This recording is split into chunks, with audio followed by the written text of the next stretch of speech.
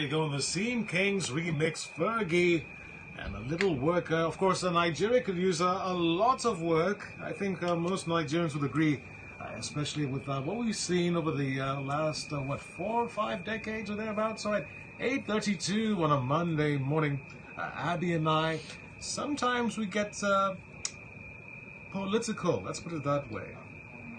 Really? No, not really. Oh, no, I was going to say. Wait, so we get concerned about the way our great country is going because we don't have a spare country. No, we don't. And we checked, by the way, we checked. Abby looked and said, no, Barbados, no. And I say, no, Ghana, no. So, yeah. So this is the only country we have. So as young Nigerians, we do, and I said young, yes. We do have to... Are you young? I can say that for myself, though, but Art. Yes. You are? Even Obasanjo is young. What's wrong with you? Okay. So, of course, President Forever Buhari... Young. Forever Young. Yes. You know that song. There Forever you go. Young. President Buhari, who's also a young man, by the way. Amen to that. Thank you. He's in the UK Commonwealth Heads of Government meeting in April, in about 2 days. It's going to start in about 2 days. And he's been talking. Even before he left for the UK, he threw one at Nigerians. For those who were complaining that, look, it's like President Buhari only says some poignant things when he's outside the country. You remember that? So Brother Man said, hey, you know what? Let me throw one at you before I leave the country. And said, hey, I'm going to declare for seek re-election in 2019. Even some party members, the All Progressives Congress, didn't see that one coming. And apparently, yes, it has kind of ruffled some feathers. But then again, of course, all that and more surrounding stories, especially with 2019 looming on the horizon, ever so close.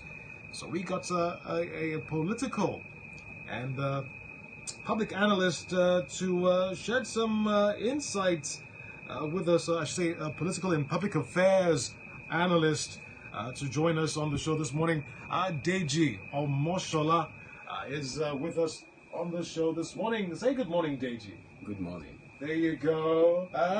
Now, by the way, Deji has an academic background, so but he's a social scientist at heart. So if he uses some big grammar, we will be sure to say, wait, rewind and go back. I'm just joking. Did we say his qualifications? Did we? Yes, he's a political and public affairs analyst with a bias for social science. So you have your degree in what? So that we can clarify, so people know that you're actually legit. I have my first degree in political science. Okay. At Obanjo University. Okay. And my master's degree in international relations, the University of Nottingham, UK. Nice. So you're well-rounded. Best of both worlds, Nigeria and the UK. That's how we like it. All right, Deji, welcome to the show. Welcome. Good to have you here as well. Thank you. President Buhari has finally cleared the air. Let's put it that way. He will seek re-election in 2019. Let me just put you on the spot before we go further. You're Nigerian. You're a young Nigerian as well. Do you think that he would win if the elections were held, let's say, tomorrow? That's a hard one. Well, I think that will be decided by Nigerians and its record, how he has performed. Do Nigerians really want him there? They'll cast their vote, decide whether they want him to run the country for another 4 years. Right. So I think that's best determined by Nigerians. We see the result of the election at the end of the day, whether he would win or not. If we put you one single Nigerian to represent 198 million Nigerians of like minds, would you Vote for him. Is that your question? I said I'll put you on the spot. Would you campaign and go out and vote for him? Because, I mean, and the reason why, and apologies, Deji, the reason why I'm saying this, when in 2015, even I, on this show, I spouted like, yeah, this is it. Who did you vote for, Naya? Technically, I'm not legally allowed to say that. Oh, okay. But Who do you campaign? Post-election, and he was declared winner. I went and said, okay, you look across the playing field. this man looks like, yes, he's the real deal. And then, of course, with the successes of the against the Boko Haram, I said, you see, but even now, I'm a bit shaky, given what's happened in the last 3 years. Did you feel the same way, or have you felt the same way over the last 3 years? Well, when the president contested in 2015, the expectations were so high. And the way the APC campaigned, they campaigned so vigorously that anybody would have thought by now Nigeria would be a paradise of some sort. Yes. But Wow. where are we now? Well, I'll leave you to answer that. Do you think it has to do with that cabal? Because his wife spoke about hyenas and jackals or something like that around the president back when he was going for treatments and so on. Do you think that's the reason why? Well, I think it depends on the way he wants to run his government. He is an experienced man. Yeah. Having been in charge of the country before, he has a lot of experience.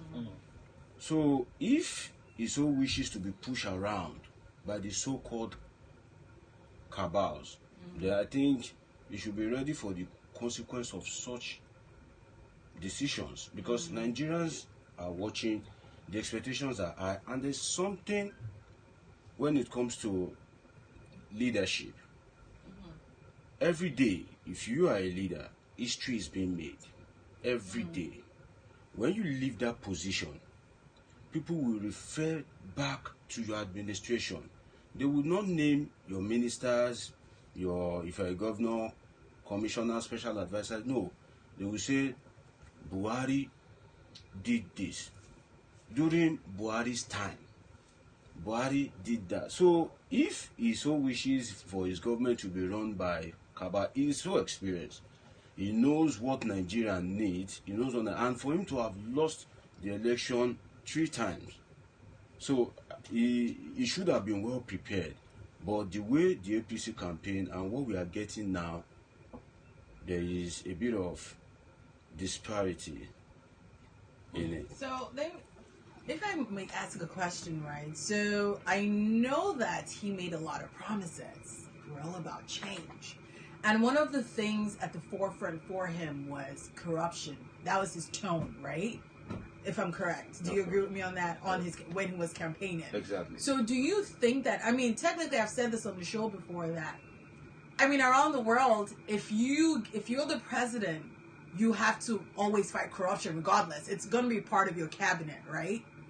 But do you think that because he put this at the forefront before education or, and employment, do you think that he's really done at least 70 to 80% in terms of corruption? Do you think he's combated that? What's your take on that? The president is interested in fighting corruption, no doubt about that. He wishes to achieve a lot. But what has he achieved so far? And who are those surrounding him? Do they share his kind of vision when it comes to fighting corruption? I think basically the difference between APC and PDP is Buhari himself. If you look at the Nigeria political landscape, members of the APC, majority of them are from the PDP. So if you talk about corruption, that the country has been mismanaged. It's the same people. It's the same who people were there back then. It's the same people. Right. Saraki was once in PDP.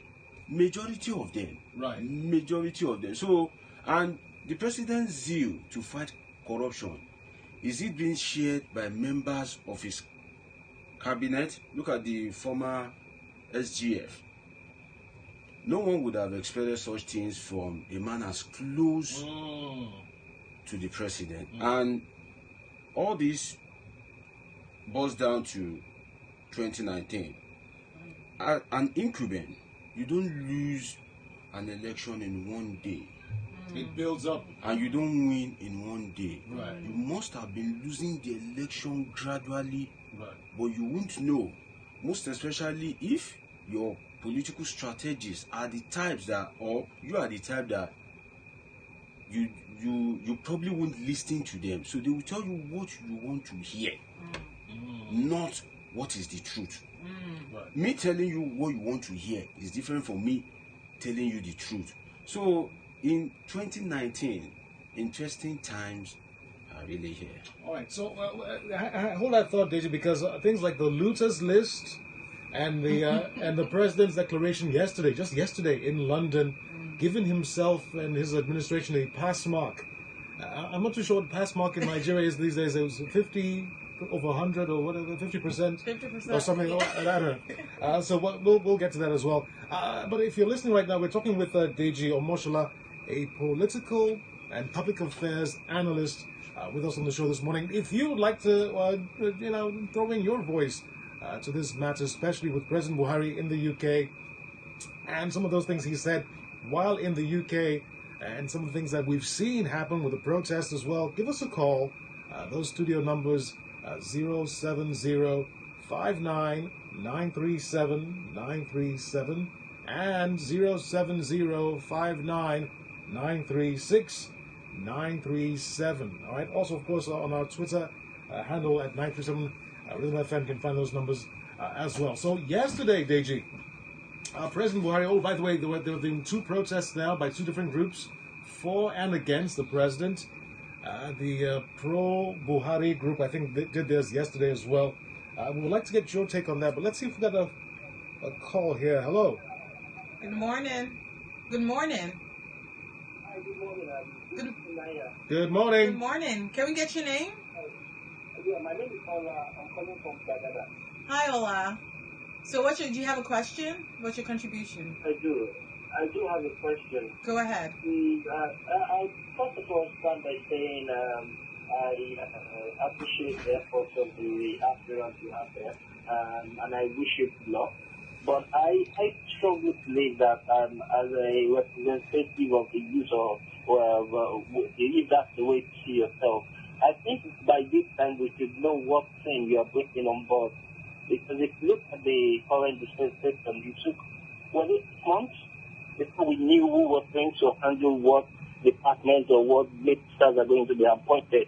I think it's right if we're able to, let's know who's going to be in charge of your finances, who's going to be in charge of the petroleum sector, who's going to be in charge of the education. Those kind of things. You need to move to the team. The presidency is not one person's. You can't just do it all on your own. You need a strong team. And like you rightly said a few minutes ago, you said the current president has surrounded himself with some people probably doing for what they're doing. Then you are coming out here with to know what kind of. I hope you guys understand what I'm saying. Yes. Okay. Yeah, let's know what kind of strong and formidable team you are put together. Or you can't just come here and say, I want to lead 190 or 200 million people. Let's start looking at your team. Well, I want to look people up. I want to see what experiences they have. You understand what I'm saying? All right, Yes. Ola. This morning. All right. Thank you, Thank Ola. you. Thank you. Have so a good much. day. So that is interesting, Deji. Almost similar to what you were saying. Ola suggesting that, look, if President Buhari really had that, ambition, by now we should be able to see that this, okay, yeah, for the next 4 years, if you elect me, this is where I'm going. But That's true. what realistically, what would that entail? Him saying that, look, my cabinet has failed, so don't worry. If you bring me back, I will reshuffle everything I've learned. Is that what we expect from the president? Let me start by saying power and success are magnetic. When you have power or you are successful, it magnetizes people to you. But then you need to be careful the way the people advise you.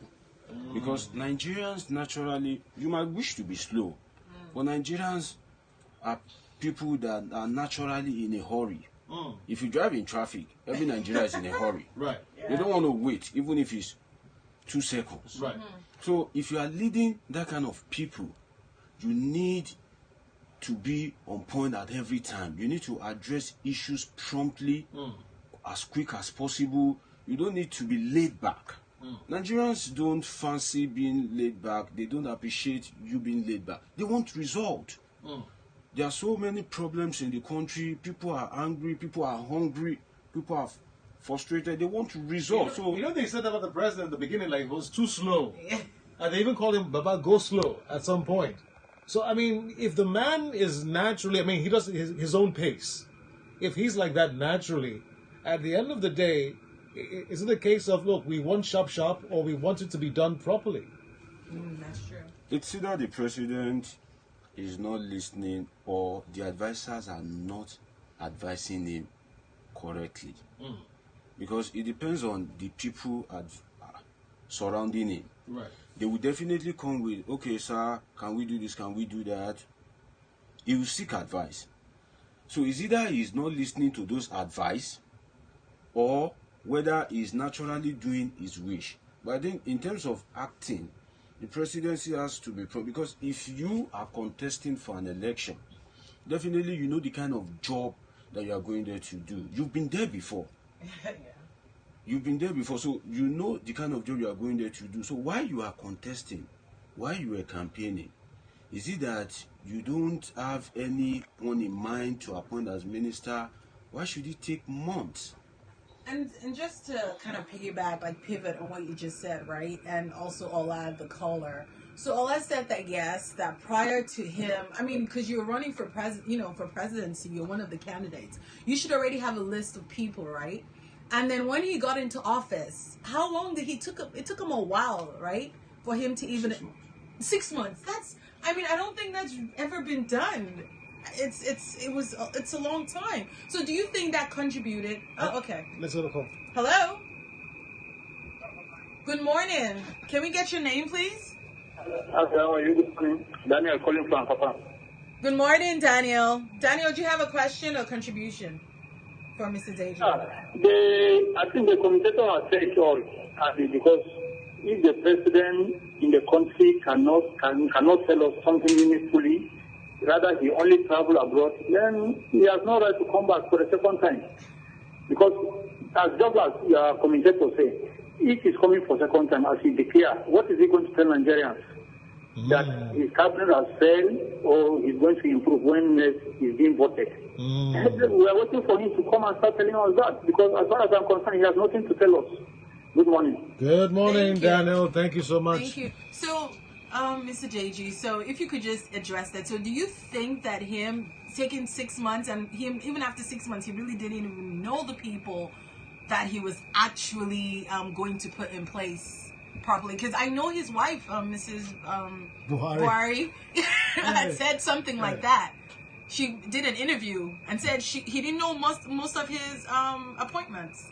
So do you think that has contributed to him being really, I wouldn't say sluggish, but not sharp, not effective. Not sharp. In governing, or our country, I guess. That's definitely affected his performance, because naturally the office of the President of the Federal Republic of Nigeria is bigger than whoever occupies it. Right. It's a very large office. You can't do it alone. You need people around you, competent hands, not appointed based on ethnicity, religion, or party affiliation. I have a question. I know we said 6 months. It took him 6 months. So I wanted you to please answer that. Usually, how long does it take for a president to put his cabinet in place? Usually, how long, or should it? Should it take? Which one? As soon as possible. Right. So it shouldn't take if possible, immediately after the swearing in, you get the job at least done immediately. Some key. Yes, some key. You cannot do it alone. Then, if you don't appoint in time, it raises a lot of suspicion. The political space is heated up. Foreign investors are reluctant to come into the country because they are not sure the way your policy direction would go. And I think in terms of appointing and people surrounding the president. The president has a lot to learn from the Jonathan administration. Right. Wow. During the Jonathan era, we have people like Asari Dokubo that are saying, you must contest. If you do not contest, we will disown you. Do not come back home. Whether you like it or not, it is our time. Yeah. You must contest. Right. The Asari Dokubos of yesterday are the Governor Gandujes of today. Exactly, because he said the same If thing. you don't contest, we will sue you. We'll sue you. The Asari Dokubos of yesterday are the Governor Yaya Bellos of today, Right. are the El Rufais of today. Right. And there's this approach when people are contesting. They'll say, okay, Nigerians are begging me By to popular contest. demand. Yes. Yes. Everybody wants me. Yeah. They are begging me. Yeah. Now, not the have-nots that are begging you to contest. It is people that knows that they will benefit from you. Right. People that are currently benefiting from you. Right. They will praise you high to the heavens. And I think there's something in the office of the president or governors. When you are there, anything you want to do, they hardly question it. The people around you, they would even make you make policies that are not in the best interest of the people, as long as it will profit them, And their family, Right. their friends, Right. their associates. So it's more of a kith, kin, and kindred kind of thing. Now, the thing is, I think for what we are saying this morning, President Buhari does not agree at all, because yesterday in the UK, he said that in the last 3 years that his administration has performed appreciably well in delivering the dividends of democracy How to do you Nigerians. measure that? Even when we say appreciably, I mean, I don't understand what you mean, appreciably well. But then referencing, I mean, you mentioned the Jonathan administration as well, referencing again the administration of Goodluck Jonathan, saying, look, with the mess, the Nigerians, you don't know the amount of mess that was left behind for us. So, look, after 16 years of mess, we've tried in the last 3 years to clean up. Does he have a point, though? If you've come in a place where for so long, so many things have been done in the wrong way, is 4 years really enough time to reverse all of that mess? If there's a whole lot of mess around and he needs to clean it up, he coming into the office, he has access to some informations. There's no way he won't have access to some informations. And for him to have campaigned, Right. definitely he knows the kind of job that he is going there to do. So cleaning up the mess is different from delivering the dividend of democracy to people. If you operate on a one-way traffic, that okay, I'm cleaning up the mess, I have to clean up the mess, it will get to a time that people are no longer interested in that constant rhetoric. Right. The president has a point. He has his chances. If time permits, we look at his chances for and against, what will work for him, what will work against him. But then, people, if you are cleaning up the mess in terms of fighting corruption, I believe that's what cleaning up the mess means. Yeah. Fighting corruption, the people that are the have-nots, what are you really doing For them. for them? Right. Yeah. They want to feel you. They want to make sure that at least the new government in power, they are feeling the impact of casting their vote for you. Right. Things are not the same as before for the political class. Right. That's fantastic. And something has changed. That's brilliant. Something has changed. Right. At least now you have to think twice before you steal. Because you know that Buhari will not permit you to steal. But then, are people under him not stealing?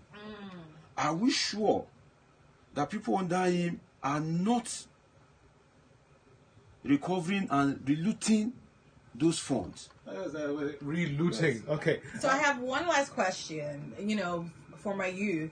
Do you agree, Mr. Deji, with the youth leaders of the Nigerian ethnic nationalities in the statement that they put out sometime in March, when they said that the government under President Muhammadu Buhari has failed in all ramifications when it comes to the youth? Do you agree with that statement? That he said? I won't totally agree with that statement. Although the president can equally do more for the youth. Right. If President Buhari is there as the president today, and he is ill, and he still wants to recontest at his age, if there is no youth that he can pick, that I trust you, I trust your competence, if all the statesmen, elder statesmen, the political stalwart, if they cannot find one youth at their age,